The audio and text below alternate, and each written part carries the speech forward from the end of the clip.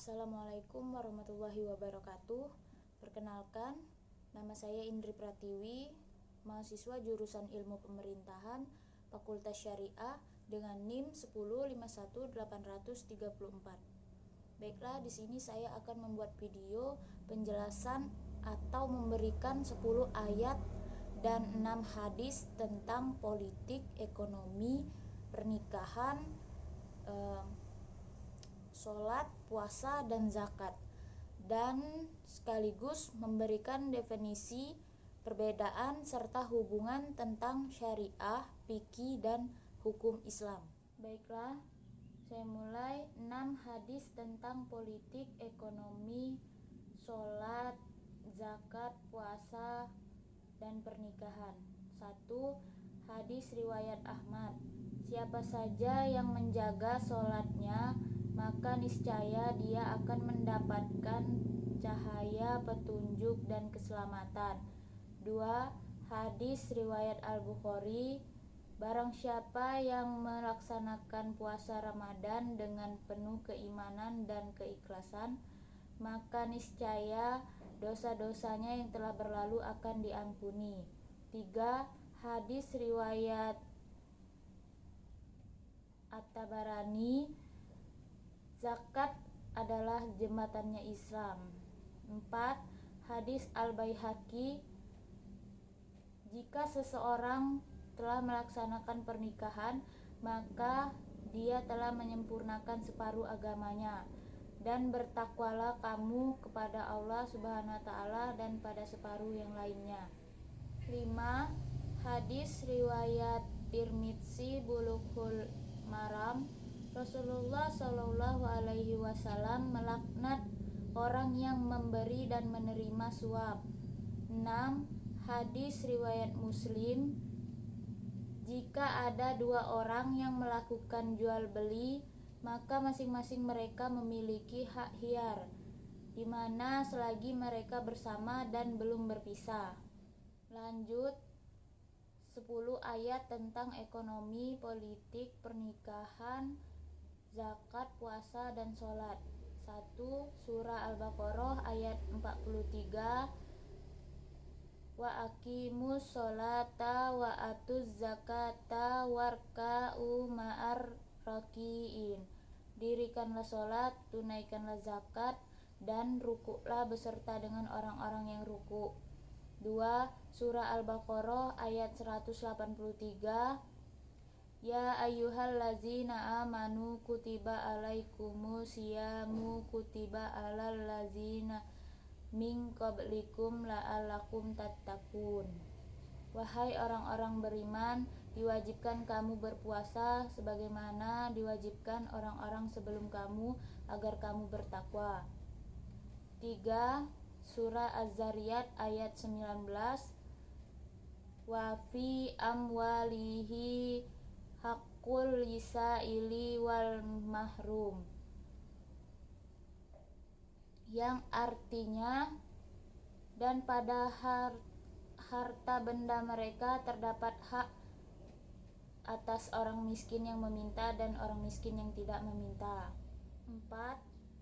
Surah Al-Baqarah ayat 238. Hafizu as-sholawati wa sholatil wusta wa qumu illahi qanitin. Peliharalah semua sholat dan sholat wusta, dan laksanakanlah sholat karena Allah Subhanahu wa taala dengan khusyuk. 5. Surah Az-Zariyat ayat 56. Wa ma haqqul jinna wal insa illa liya'budun. Aku tidak menciptakan jin dan manusia melainkan agar mereka beribadah kepadaku. 6. Surah Az-Zariyat ayat 49. Wa min kulli syai'in khalaqna zaujaini la'allakum tazakkarun. Dan kami menciptakan segala sesuatu berpasang-pasangan agar kamu mengingat kebesaran Allah Subhanahu wa taala. 7. Surah Al-Qiyamah ayat 39. Faja'alahu zaujaini dzakara wal unsa. dan lalu dia menjadikan dirinya sebagai sepasang laki-laki dan perempuan. 8. Surah Al-Baqarah ayat 276. Yamhaqullahu riba wa yurbis shadaqat wallahu la yuhibbu kunna kafirin asim. Allah memusnahkan riba dan menyuburkan sedekah, dan Allah tidak menyukai setiap orang yang tetap dalam kekafiran dan bergelimang dosa. 9. Surah Al-Imran ayat 130. Ya ayyuhallazina amanu la ta'kulur riba afam mudha'afatan wattaqullaha la'allakum tuflihun. Wahai orang-orang beriman, janganlah kamu memakan riba dengan berlipat ganda, dan bertakwalah kamu kepada Allah agar kamu beruntung. 10. Surah Al-Qasas ayat 26. Qalat idahuma ya abatistajirhu inna khaira manistajartal qawiyul amin. Dan sebaik-baiknya seorang yang ingin kau angkat menjadi pekerja adalah orang yang dapat dipercaya dan orang yang kuat. Lanjut pada bagian terakhir, definisi syariah, yaitu kaidah-kaidah yang Allah Subhanahu wa taala turunkan kepada Nabi Muhammad SAW. Fikih adalah pemahaman seseorang mujtahid terhadap kaidah-kaidah yang ada di dalam Al-Qur'an dan hadis.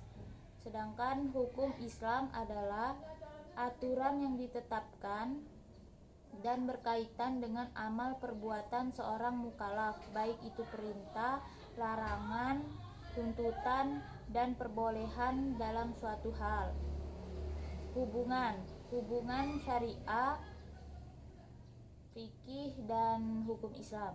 Syariah adalah sebagai konsep ideal atau abstrak yang dikehendaki oleh Allah, sedangkan fikih adalah suatu upaya manusia untuk memahami abstrak tersebut, dan hukum Islam adalah sebagai alat atau cara untuk menghasilkan produk fikih tersebut. Lanjut pada bagian terakhir, yaitu perbedaan antara syariah, fikih, dan hukum Islam. Jika dilihat dari cakupannya, syariah lebih luas daripada fikih, karena fikih adalah bagian dari syariah yang cakupannya hanya terbatas, hanya mencakup hukum-hukumnya saja. Dan hukum Islam yaitu bisa berupa halal, haram, mubah, makruh, dan sunnah.